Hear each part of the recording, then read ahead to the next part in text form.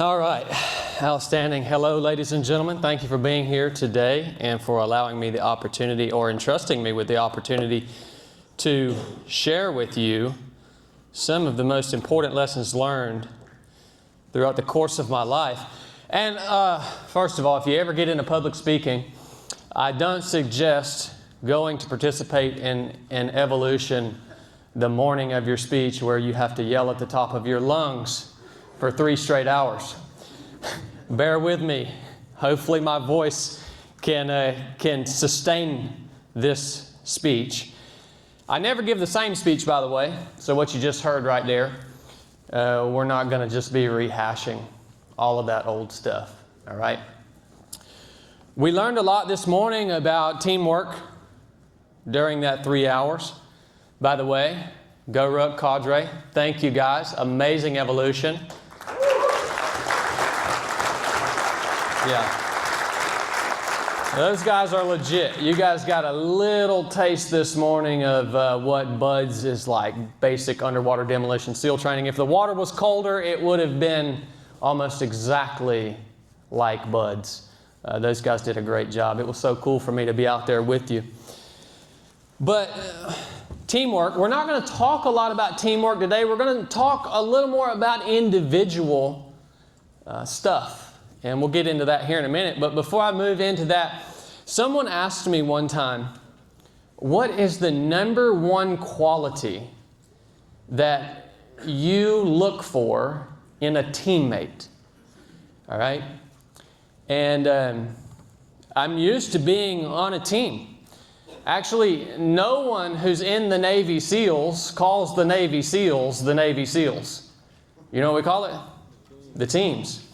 That's exactly right. So the number one quality that I would desire to have or to look for in a teammate is selflessness. All right? Selflessness. Now, this morning when we were training together, there were a lot of times where there were a lot of voices, too many opinions. Why are we so adamant about sharing our opinions and causing chaos in our team? Well, it's likely because we think more highly of ourselves than the men or the women who have been given the task to lead us. So I want you guys to do something real quick. Pick up your cell phone. Go ahead and open it up. Everybody connected to Wi-Fi. I know I'm giving you guys the opportunity to do your favorite thing. Get on your cell phone. I'm guilty too. All right, I want you to open up your web browser, and I just want you to Google an image of a skull, a human skull. All right, and I want you to find the image that looks most realistic to you. I want you to click on that image and pull it up, and I want you to take a moment to look at that image. Find the most realistic one that you can find. Human skull. All right. Now I want to ask you, what are you looking at right there? A picture of a skull. A picture of a skull? What are you looking at? The anatomy of a skull. The anatomy of a skull? You're looking at yourself.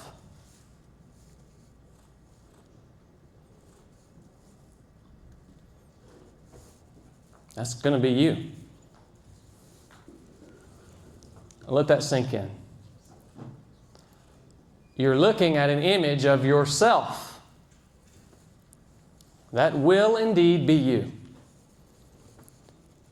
Selflessness is so hard for us because we forget who we are. And I wanted to start with this today because this place that we are in is indeed a Vanity Fair. If you haven't noticed, it is a Vanity Fair. And I wanted to remind you today that no matter how highly you think of yourself right now, how beautiful you are right now, how strong you are right now, you will get old, you will get ugly, and you will indeed be that very image. And it won't be too long from now. And so next time you have the opportunity to follow a good leader, to be a part of a team, I want you to think a little less of yourself and think a little more of the man or woman beside you.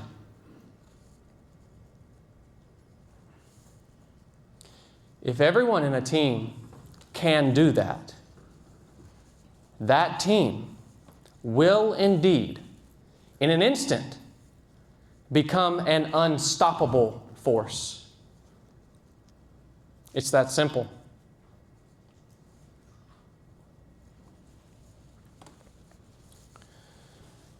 Today we're going to talk about, first, changing the way that we think. And you might say, well, the way I think is fine. I would challenge you on that. We are not born innately with the ability to think right. Actually, if we don't change the way that we think, we'll have a lot more problems in life than we could potentially avoid. So we're going to talk about how to change the way that we think. I'm going to share with you guys the top 3 things in terms of how I think. The top 3 things that I've developed over the course of 2 decades of doing really hard stuff.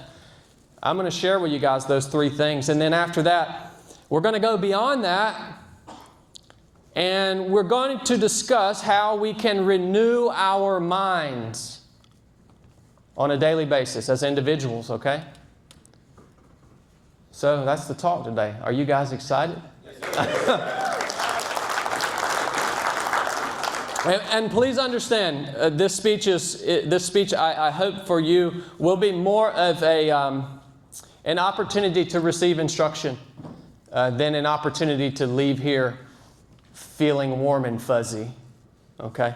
And I hope that's what you guys want. I hope you want some applicable takeaways that you can immediately apply in your personal life, in your professional life, in your spiritual life, all right?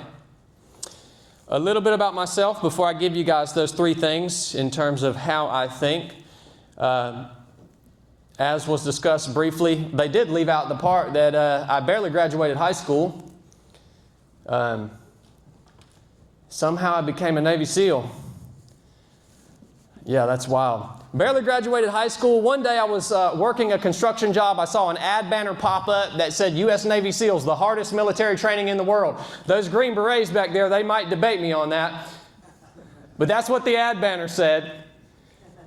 And I saw that and I said, man, there's something that drew me to that. The hardest military training in the world. I didn't know anything about Navy SEALs. Had never had a single person in my family that had served in the military. But I saw that and I was drawn to it. And so I went and I got a SEAL contract. I joined the Navy to be a SEAL.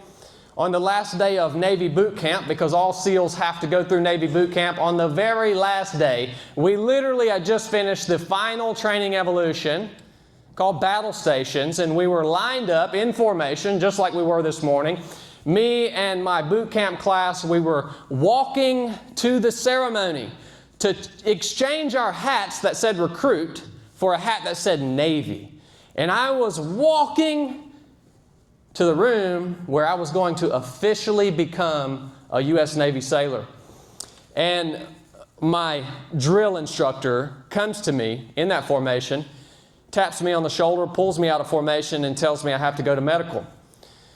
I went to the doctor's office, left my team behind while they went to graduate, and the doctor proceeded to tell me that I had a 7-centimeter pericardial cyst on my heart. It was an asymptomatic cyst. I had had it all my life, never knew it was there. They found it on my dive physical. The doctor was worried that if I did happen to make it through SEAL training, when I dove underwater, the pressure change was going to burst the cyst on my heart and send me into cardiac arrest. All right? Other than that, this thing didn't cause me any issues. So I told this doctor, I said, man, I've left everything to become this thing. I've left everything to be a SEAL. I want to serve. This is the person I want to be. He said, sorry about your luck, man. You will never have the opportunity to be a SEAL because we are not going to cut your chest open and remove an asymptomatic cyst for a 19-year-old boy to have the chance to go do something that nobody completes anyways. And so guess what the Navy did? They sent me back home. Back to that little small town in Georgia. When I left that little small town, everybody laughed at me. When I got back to that little small town, everybody laughed at me. But guess what I did? I started making appointments with every heart surgeon that I could get an appointment with in the Atlanta area. And I finally found a heart surgeon who was willing to perform this elective open heart surgery on me to remove this cyst. I went and had the surgery on a gamble because even if the surgery went well, the Navy did not tell me that I could come back. I had the heart surgery. It was successful. And after about a year of being out of the Navy, I was back in. And I finally had the opportunity to stand on the start line and do the thing that I had always dreamed of doing, at least for the last few years. Now, this is the interesting part of that story. I can tell you with 100% confidence and very truthfully, if I would have been allowed to go to BUD/S SEAL training that first time without the heart surgery, there's no way I would have made it. There is no way I would have made it. When I got there and I went through that training, it was harder than anything I could have ever imagined. It was so much harder than the Discovery Channel series that I watched.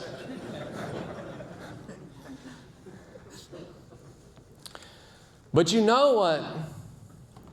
That adversity that I had experienced just to get on the start line, you know what it did to me? It forged me. It forged me into the person that I needed to be in order to do the thing I wanted to do and accomplish the goal that I had set for myself. So I spent 12 years in the U.S. Navy, active duty. I was a lead breacher for my platoon at SEAL Team 8. Toward the end of my career, I was a SEAL instructor. I started having some medical issues with my inner ear and my balance and my brain. I won't go into all that. And I went to the doctor, and the doctor sent me down a rabbit hole like they so often do. And they told me that I had had multiple mild traumatic brain injuries, and so I was medically retired in January of 2019. After that, I began ultra running. I've ran races all over the world, some of the hardest races. I've won many races. Everybody asks me what's the furthest I've ever ran. 250 miles. It's the furthest race I've ran. That was in Arizona. I know a lot of you guys are from Arizona. I basically ran from Phoenix to Flagstaff. So there we go. That's a little more in-depth about my history. Now let's get into the good stuff. Changing the way that we think. What are the three most important things that have got me through the most difficult challenges in my life? SEAL training, ultra running, business, faith. The first one is patience. The first one is patience. You know why patience is so important? You remember that story I just told you about having to have heart surgery in order to stand on the start line and just get a chance to achieve the goal that I had set for myself? Patience is so important because if you have a worthy goal, if you have set a worthy goal for yourself, 100% it is going to take you longer to achieve that goal than you thought it would, and it's going to take you longer to achieve that goal than you want it to take. 100% of the time. And you know what else is going to happen while you're on that journey? You're going to screw stuff up. You're going to make big mistakes. And so if you cannot learn to, one, be patient with the process that you have to endure in order to complete the goal that you've set for yourself, two, be patient with yourself while you screw stuff up along the way. And also be patient with the people around you who are supporting you as you move in the direction that you want to go. Because contrary to popular social media posts, you will not accomplish anything by yourself. And if all you do is treat the people around you terribly, they're all going to leave you. Be patient with the process. Be patient with yourself. Be patient with your teammates. It has served me well. Patience. We should strive to become more patient people. Now, I'll tell you how to do that here in just a minute. The second one, the ability to stay present. You guys want to know the number one reason people quit SEAL training?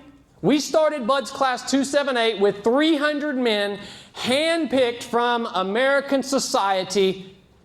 We graduated with 11. 11 original class members graduated. Every one of those guys that quit, if you interviewed them and you asked them about that moment that they threw in the towel, that they went and rang the bell, if you asked them and they were truthful with you, they would tell you of a moment when the training got harder than they wanted it to be. And all they could think about was, how much longer can I keep doing this? I cannot keep doing this for another month. I cannot keep doing this for another week, another hour. Sometimes it was so hard, guys would get in their own head and they would say, I can't keep doing this for another 10 minutes. That happens when you're laying in the surf zone there in the Pacific Ocean. They make you swallow a microchip. It sits in your gut. They put you in that cold water and they bring you out at some very long intervals, and they come around and they scan that microchip in your gut and they read your core body temperature. And so they are scientifically torturing you to the verge of death by hypothermia. And when you're laying in that cold water, guys would think, there's no way I can stay in this cold water for 10 more minutes. I'm jackhammering, my hip flexors are locked up, I can't even think anymore. And they quit. Every single one of them would have a story like that. You want to know what my superpower was in SEAL training? I had one goal every single day, because I wasn't the best. I wasn't an athlete. Everything was hard for me. I had one goal every day: to make it to breakfast. That was my goal. To make it to breakfast. That was my superpower. And once you get to breakfast, you're already wet and sandy, just like we were this morning. And once you're already wet and sandy, who cares? You might as well make it through the rest of the day.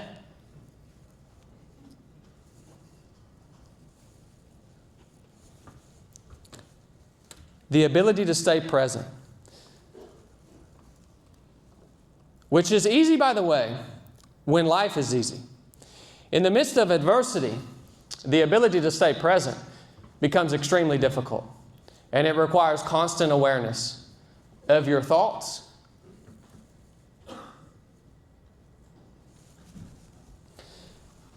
and the last one, living deliberately, being deliberate.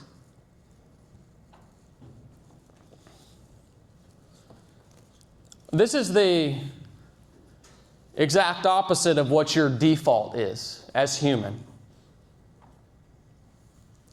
Your default is to become complacent in all areas of your life. Professionally, physically, spiritually. If you do not make the choice to live a deliberate lifestyle, you will become complacent and you will lose whatever game you've chosen to play.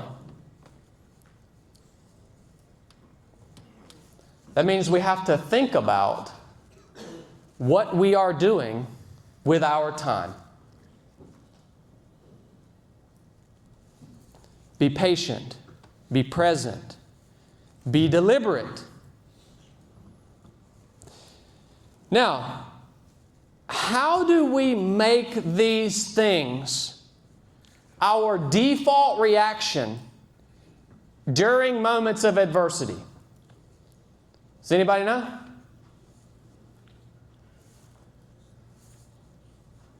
Train. Close. Repetition through training. That's exactly right.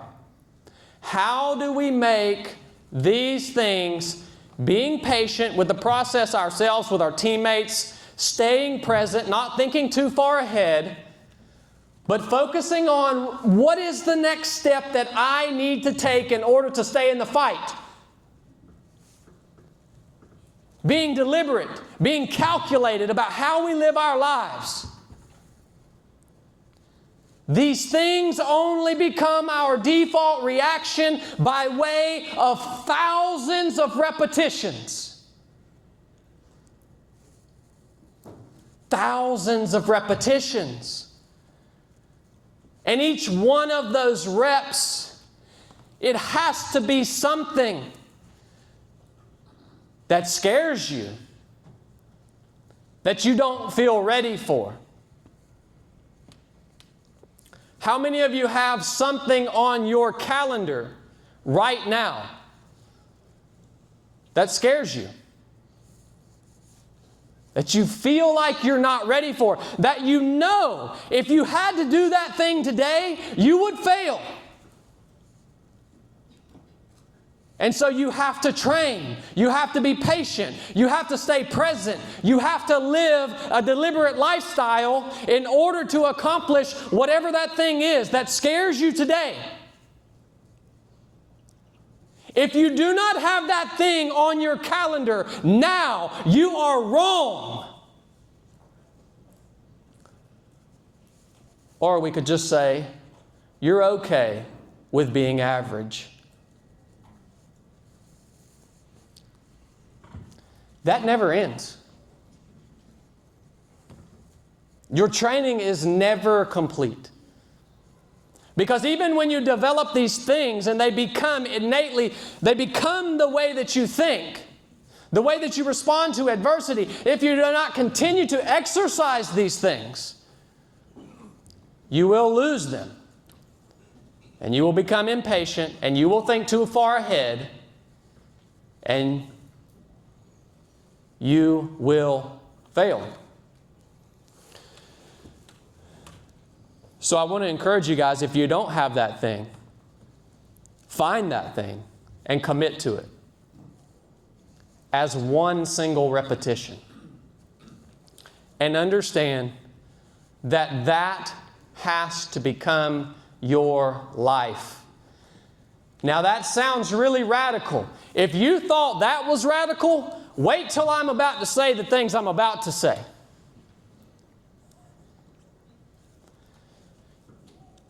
I have come here today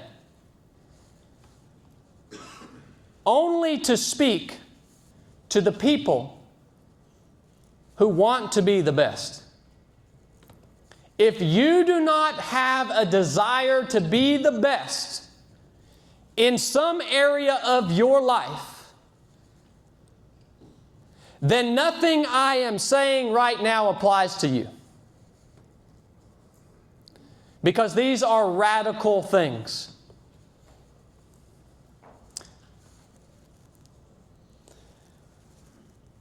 I want to talk about renewing our minds now. As we are striving, as we are training, as we are moving through life, as we're getting the reps in, as we are desiring to become more patient, as we are desiring to be able to stay present in adversity. We're desiring to live a more deliberate lifestyle. We're training. We're moving toward that. We're assessing ourselves. I want to talk about the process of renewing our minds along that journey. The best book that was ever written, it's the #1 bestseller. It says something in it. It says, do not be conformed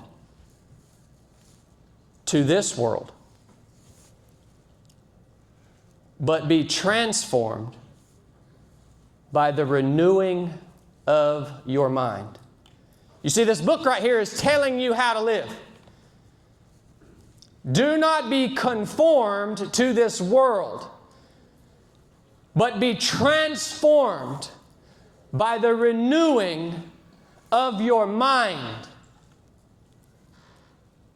In other words, if you're not seeking renewal of the mind on a daily basis, you will be in the process of being conformed to the patterns of this world. And when you're conformed to the patterns of this world, guess what you look like? Everybody else. I say this is radical because what's going to happen if you start following these steps to renew your mind every day, what's going to happen is you are going to start to look less and less like everyone else. You are actually going to start to feel like an alien in this place. Trust me, I know. You're going to look around you and you're going to say, why am I different than everyone else? Why isn't anyone else doing this?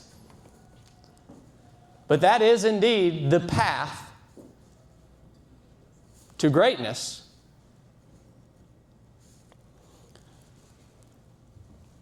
Another reason this is very radical is because you may not know it, but that word that says, be transformed by the renewal of your mind, that word is metamorphosis. See, this book was translated from the Greek language, and the Greek word that's used there is metamorphosis, meaning you must become something completely different than you are today. A totally different creature. The best example that we have in nature that we can all picture is the caterpillar to the butterfly. It's a metamorphosis that we should be seeking and desiring and working towards. That metamorphosis is a painful process. How to renew our minds?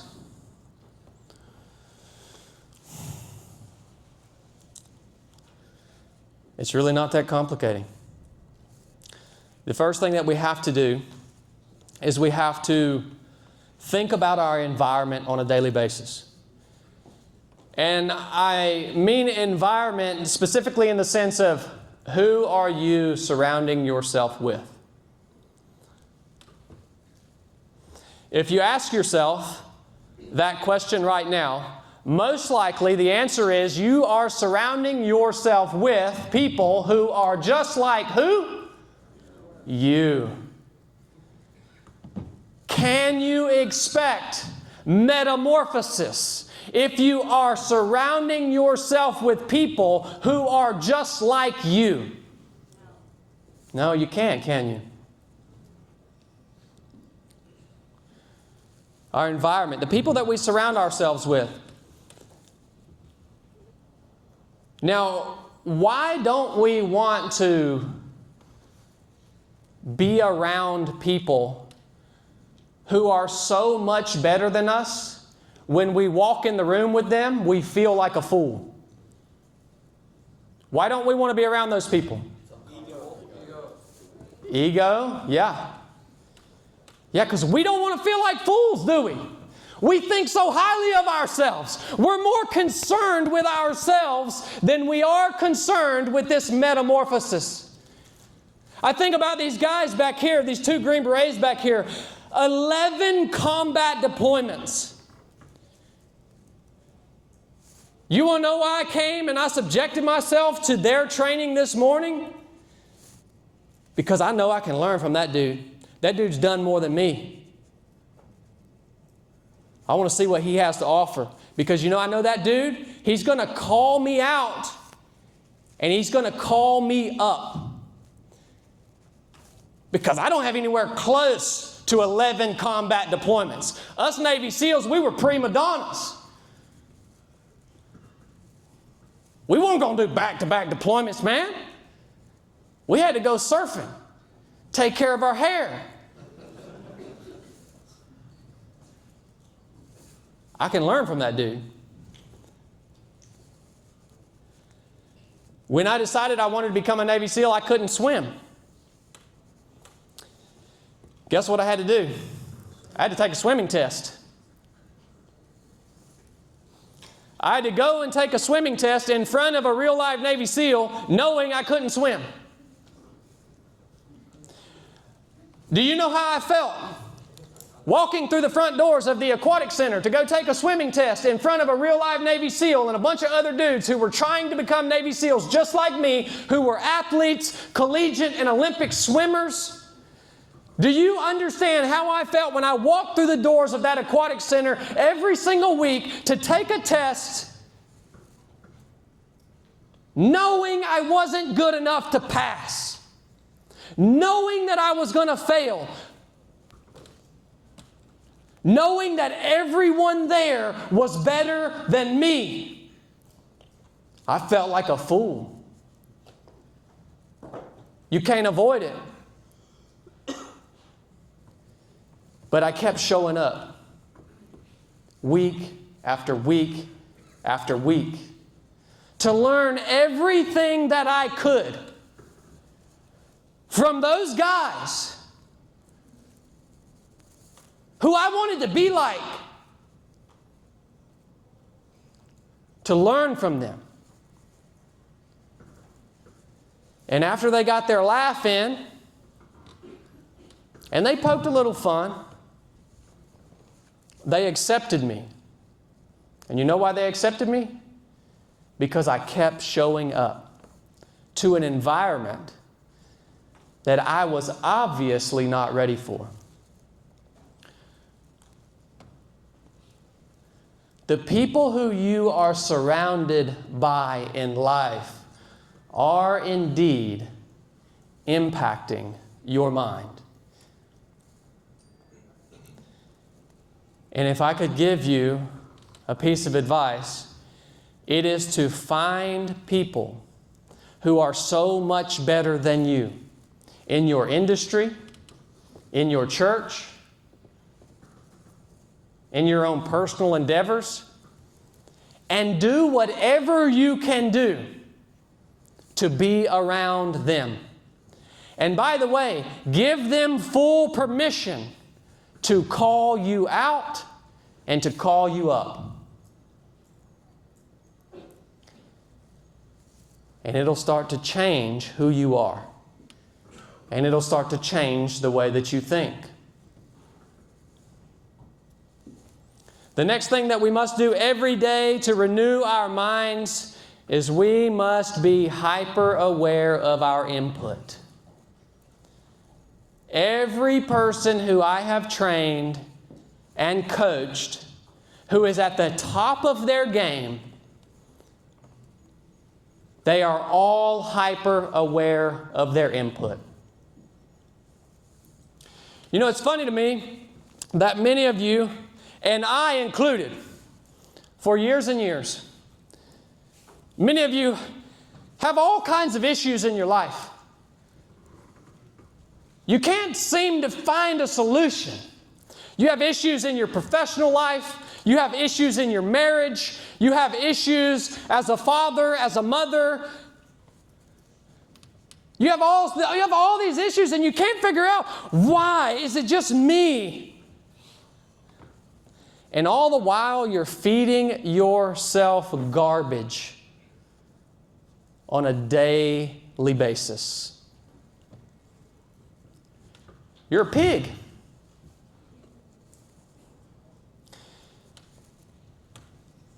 If I had a pig in this auditorium here, we turned him loose.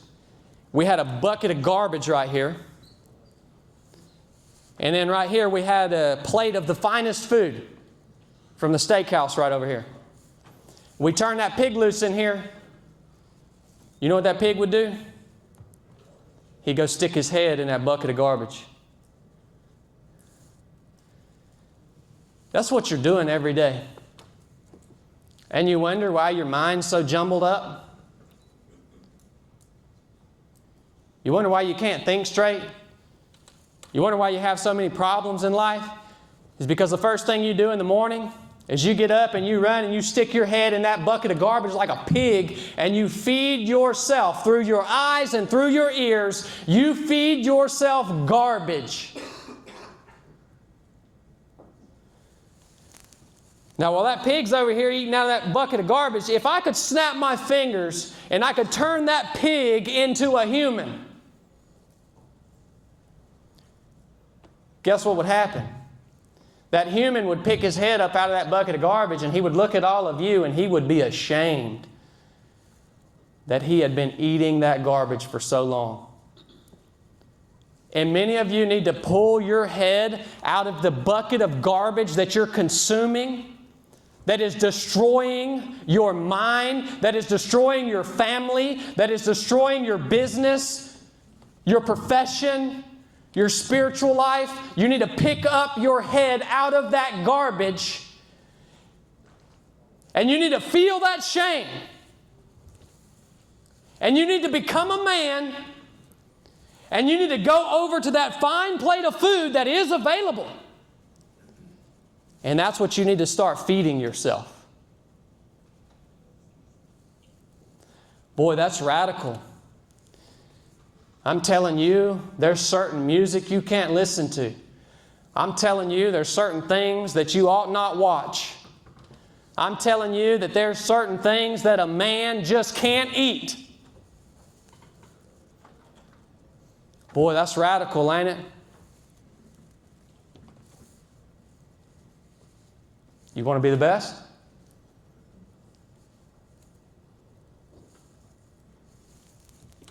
By the way, whatever you're allowing to pass through your eyes and your ears is affecting the way that you think. And if it is the most popular thing, run. You remember what we were just talking about? We're talking about not being conformed to the patterns of the world. If you are consuming the most popular music, the most popular podcast, the most popular video, if you are consuming those things on a daily basis, guess what? You're going to think like the world.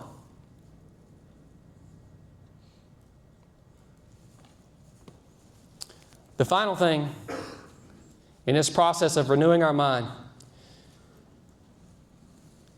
is we must become hyper aware of our output. I want you to understand, I am being truthful with you. There are no inconsequential words. there are no inconsequential words. Every word that you speak is indeed influencing you and the people around you who should be important to you, either in a positive or a negative manner.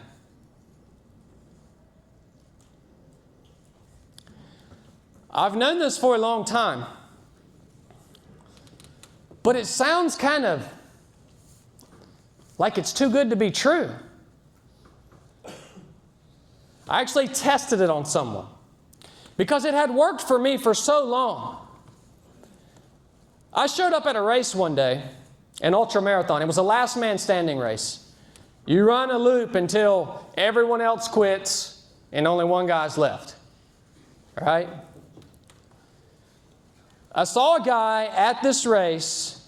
This was a trail race, and he was wearing track cleats. And I said, that's my guy. He don't have a clue about what's about to happen here. He's wearing track cleats to a trail race. So I walk over to this guy. His name was Thomas. I said, Thomas, what's the furthest you've ever ran? He said, a 10K. That's about 6 miles and some change. 10K, furthest. That was his PR. I said, all right, Thomas, do you mind if I make you my guinea pig during this race? He said, yeah, I would love that. I'm clueless. I said, outstanding. I made some rules. You guys heard about the run I did with Jesse. Well, Thomas was my guinea pig. I was confident with Jesse because of Thomas. I made some rules with Thomas. I said, you know what, Thomas? Here's what we're going to do for each other. When we're out on the course and we are running together out on the course, because it's a looped course, I said, we are going to intentionally talk about things that we are thankful for. All right? I said, anytime we pass each other on the course, I said, we're going to yell out to each other, I will never quit. All right? We're going to hold each other accountable to that. I said, we're going to make sure that no matter what's going on around us, we're not going to give our pain a voice. In other words, we're not going to complain about what we're feeling, because what we're feeling is a natural response to the given activity that we're doing. If you run 50 miles, your legs and feet are going to hurt. We're not going to talk about it. We're not going to complain. We're not going to give our pain a voice. If we have a problem, we're going to discuss it with the purpose of finding a solution. And if there is no solution and the problem is something that is completely out of our control or simply a byproduct of the activity that we are participating in, we are not going to talk about it. He said, roger that. I won't give my pain a voice. We start the race. Thomas, 10K PR. We're running daytime loops. He gets 20 miles in. He's still rocking and rolling. 25 miles, 40 miles, 50 miles. Thomas is still rocking and rolling. Starts to get dark. We're doing it, man. Every time we pass each other, we're yelling out, I will never quit. I'm listening to Thomas, the conversation he's having with other people. Is he complaining about the pain he's feeling right now at 50 miles in? He's never felt this kind of pain before. Sun sets. 60 miles, 75 miles. It's dark now. I can hear Thomas coming. There was one little section of the trail that crossed a little driveway, and I could hear his track cleats clicking across that concrete. So I knew it was coming, and I would yell out, I will never quit. And he would respond to me with that same statement, I will never quit. Sun rises. Thomas runs 100 miles. From a 10K PR to 100 miles, not because he had the right shoes, not because he had the right training, not because he followed the right plan, but because he had the courage to take control of his rudder and steer his life in a positive direction. You notice I don't curse. It's not because I'm not a Christian. It's not because I'm a Christian. I don't think you're going to hell because you say a curse word. You know why I don't curse? Because there's not a single curse word in our vocabulary that is speaking life and positivity and strength into my situation or into the people around me who I do indeed care about. You say, but Chad, I'm not radical enough to stop using those words. Stay average. Look like the rest of the people around you.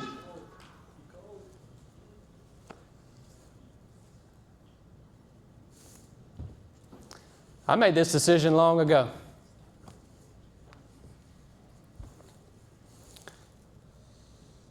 You know why I want you to make the same decision?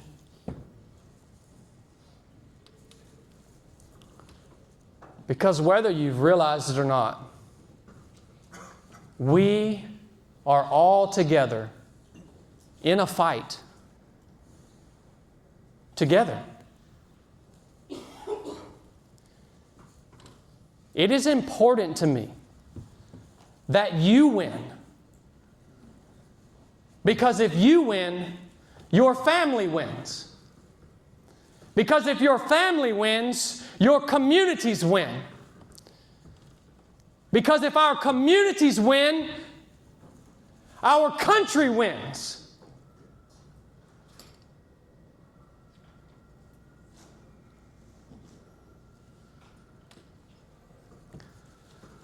These things seem so difficult. And you say, yes, there is a lot of stuff on this that I need to delete. It's going to be painful.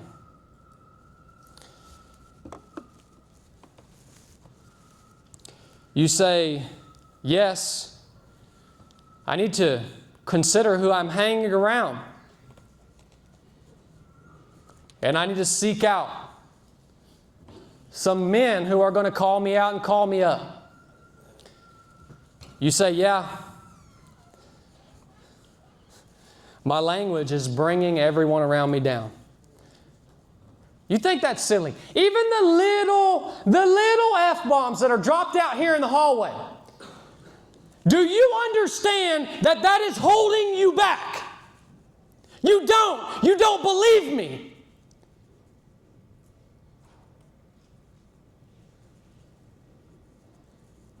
You haven't seen what I've seen. You haven't done what I've done. Stop it.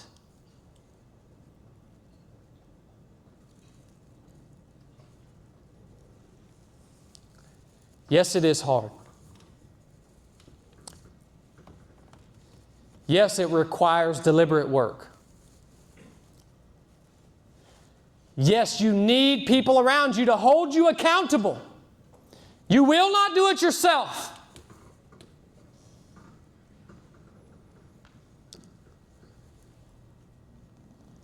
When I was a breacher in the SEAL teams, we would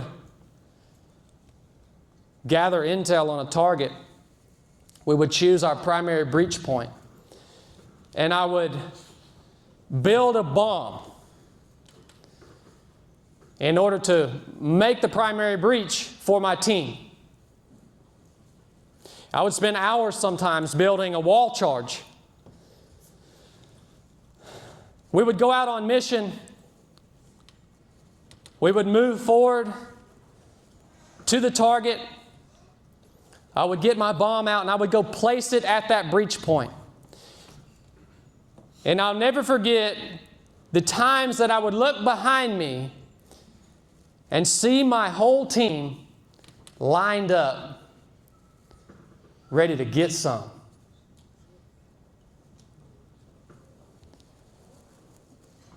And I would move back to my position as the number one man in the stack, and I would be waiting for 3 words.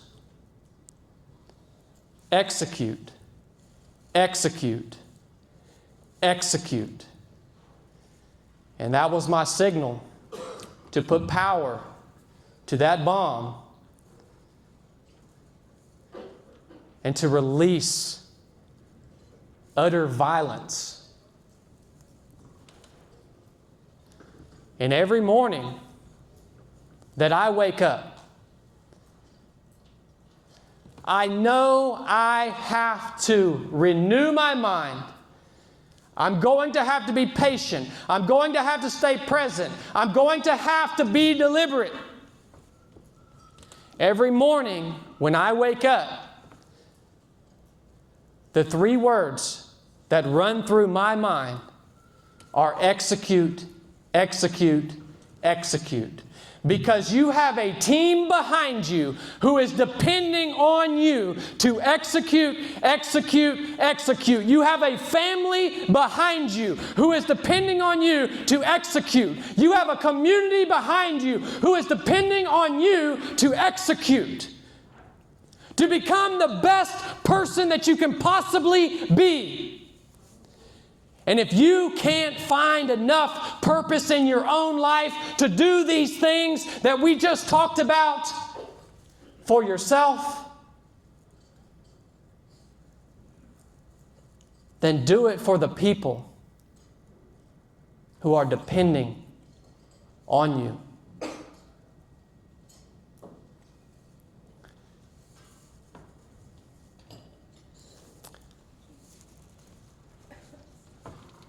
I love you guys. Enough said. Do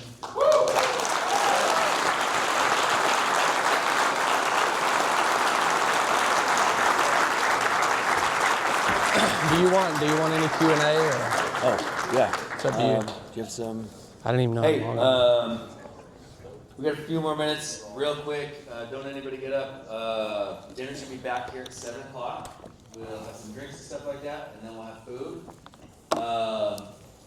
We're gonna give Chad some time to do some Q&A if anybody wants to ask some stuff. So, you guys want to do some Q&A? Guys, make sure you don't go through these doors when we're done and make sure I'm out here. All right, thank you.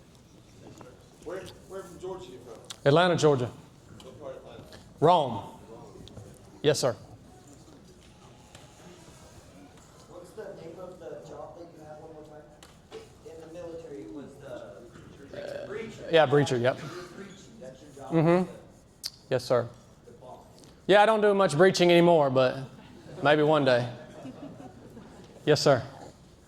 I kept hearing people talk today about the games on the sand, and everybody was trying to be a leader, but multiple people said you were just sitting back and watching everything develop. I assume that's what you're talking about when you're talking about patience. What's going through your mind when you're watching a bunch of different people trying to be the leader and you're just taking everything in? I'm just waiting for the person who is indeed identified as the leader. I'm just waiting for them to lead. That's what. And obviously, if we were in real life and we weren't training, I would take it upon myself to step up and take that leadership role if the leader was not able for some reason to lead the way he's supposed to lead. But in training, you have the luxury of stepping back, waiting for the leader to lead, and that's part of his training process as a leader, right? So that's all I was doing, is just training. That's the beautiful thing about training. It's a controlled environment where there are not real consequences. So that's the place to make mistakes. For sure. And I knew if I spoke up or talked, I was just going to add to the confusion. You know, I don't think so highly of myself. I actually don't think I probably couldn't have done any better job than the guy that was trying to lead me at that point. Yeah, be honest with you. Yes, sir. The race rules that worked with Thomas, because that's pretty crazy. Like, the encouraging talk, I will never quit, and don't give your pain a voice. I feel like I missed another one. Yeah, and I will never quit. We were just taking control of our rhetoric, and it's like your mama used to tell you, if you don't have anything good to say, don't say anything at all. Well, I'm telling you, if you don't have anything good to say something good. All right? And it's not, and don't get me twisted, guys. Like, I'm not saying that you are creating some reality for your change. Like, don't take me as one of these woo-woo people, these new age people that say that, you can speak something into existence, negative. All right? But your words are impacting how you think, and the way that you think is impacting your performance. Yeah.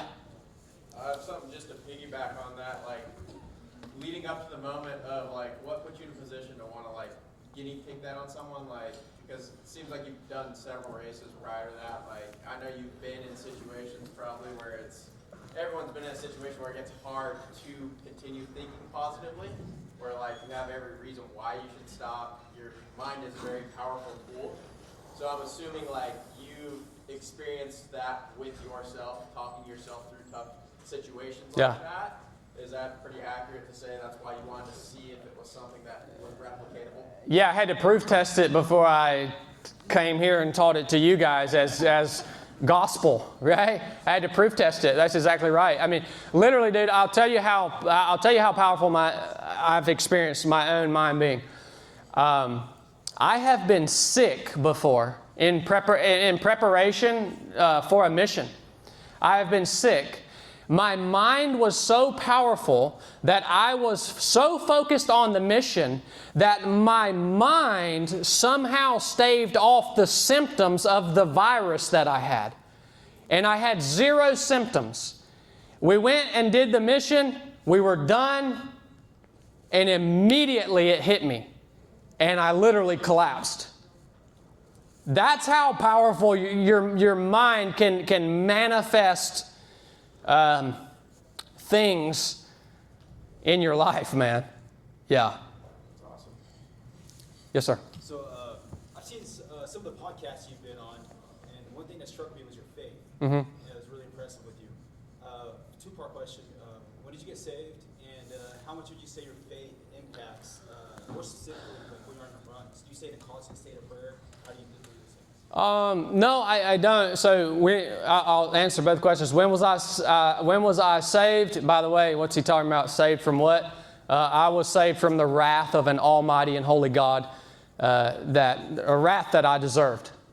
That's what I'm saved from. It's the wrath of God. I was saved in 2012 while I was on deployment. I was actually staying in a building that was inhabited by none other than some sort of demon. And after the end of about 3 days, me and the guys that I was with in that building, all grown men Navy SEALs, were sleeping in the same room together. We were so afraid. I was able to get in touch with a pastor, a Christian. I was not a Christian. This Christian man called me, told me to walk around this building and put him on speakerphone. He prayed in the name of Jesus Christ, and whatever that evil thing was left. And I immediately realized there was some power there, and by God's grace, He opened my eyes to the truth of the gospel of Jesus Christ, allowed me to accept that, and it has been the bedrock foundation of who I am today. That 2012 is when my life began. I couldn't learn anything up to that point. It is the bedrock foundation of where my life began.